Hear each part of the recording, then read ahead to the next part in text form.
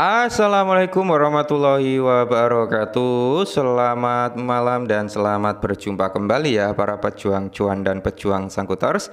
Bagaimana nih keadaan kalian semua di malam hari ini? Semoga kalian dalam keadaan sehat semua dan saya doakan ya buat kalian jadi orang sukses semua. Nah, oke kawan-kawan semua ya, untuk kinerja daripada sektor kripto untuk malam hari ini memang keadaan daripada market cap kan seperti yang saya bilang sebelum-sebelumnya ya. Dia itu belum stabil di area 3 triliun dolar, masih naik turun, konsolidasi di area 2,9 something sampai di area 3 triliun something. Nah, sedangkan kalau kita lihat untuk parameter Bitcoin sendiri bro, dia berada di area 95.400-an.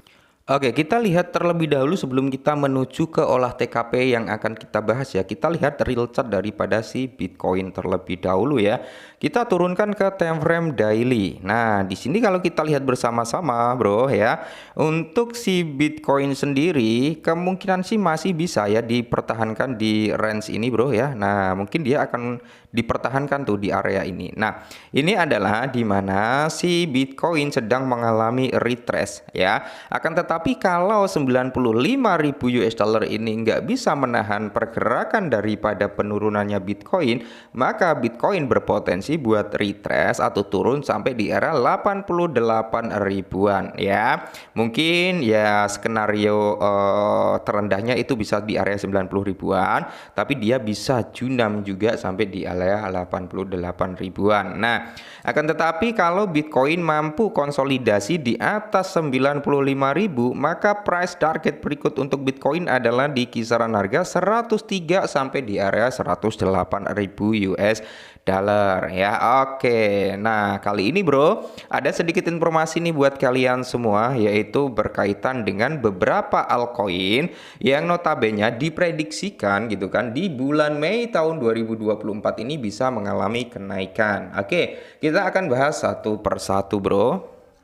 Nah, jadi di sini teman-teman ya, tiga mata uang kripto ya kan, yang dimana diprediksikan itu akan mengalami kenaikan pada Mei 2025 teman-teman ya. Amin, semoga saja. Nanti kita lihat data dan historikalnya. Nah, jadi di sini teman-teman ya, mata uang kripto pulih dari keterpurukan beberapa waktu yang lalu, beberapa hari kemarin lah ya.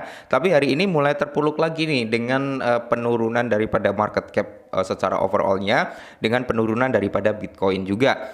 Pasar kripto telah mengalami pemulihan yang stabil selama beberapa hari terakhir ya. Kebangkitan pasar dipimpin oleh Bitcoin yang awalnya dia sempat sideways itu di area 95 atau di area 96.000 US dollar hingga akhirnya bro ya ya kali ini naik turun lah ya, sideways-nya itu 95 96 gitu kan. Nah, jadi di sini teman-teman kalau kita lihat perkembangan positif lainnya mungkin juga telah membantu pemulihan pasar mata uang kripto. SEC telah menunjukkan kandidat pro Bitcoin Paul Agnes sebagai pemimpin SEC juga ya. Ini juga akan menjadi salah satu natif yang cukup positif bagi sektor kripto ya, karena apa? Kemungkinan besar akan ada pelonggaran tentang regulasi kripto di US sana, bro ya.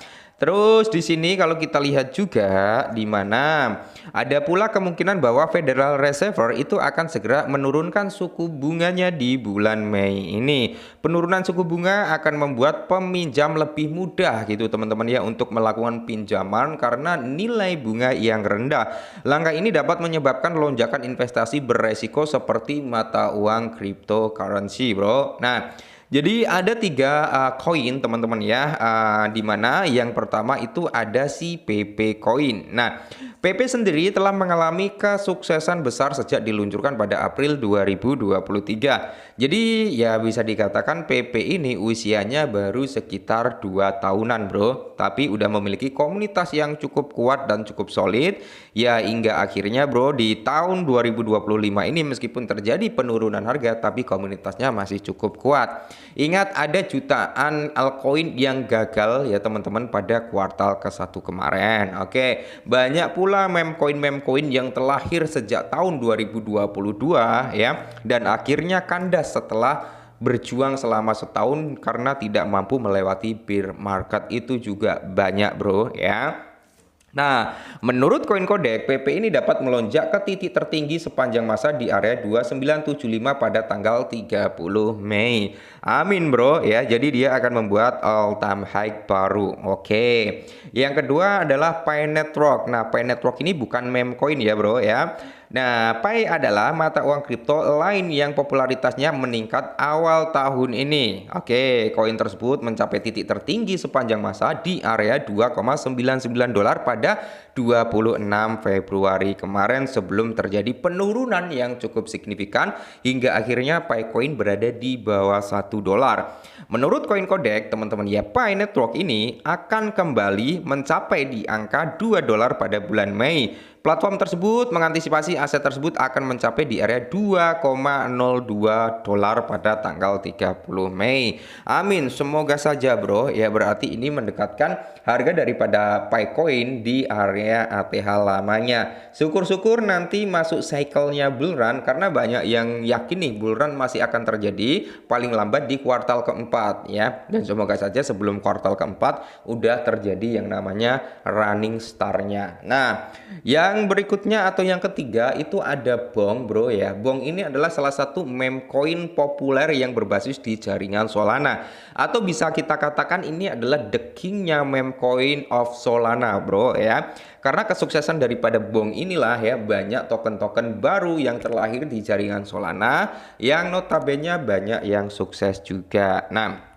jadi Bong mengalami lonjakan harga besar-besaran pada November 2024, di mana harga aset tersebut telah turun drastis sejak mencapai puncaknya. Menurut koin Kodak, bro, untuk mata uang kripto meme akan mencapai nilai tertinggi sepanjang masa sebesar di area 6285 pada tanggal 30 Mei. Amin, bro ya. Kita aminkan dengan price prediksi seperti ini, targetnya tetap di bulan Mei ya. Semisal nih nanti ketika kita melihat Bong ya, itu harganya kok bisa naik sampai di kepala 3, sampai di kepala 4 atau 5 gitu, bro ya. Dengan 40 di belakang koma, tidak ada salahnya untuk mulai running profitnya atau running taking profitnya, bro. Begitu pula untuk Pi Network juga ya, antisipasilah, kita perlu yang namanya antisipasi. Kenapa? Karena setiap ada kenaikan pasti akan ada yang namanya pola penurunan, bro ya. Jadi nggak semua nggak seterusnya naik itu akan naik terus, tapi tetap naik itu pasti akan mengalami kejatuhan.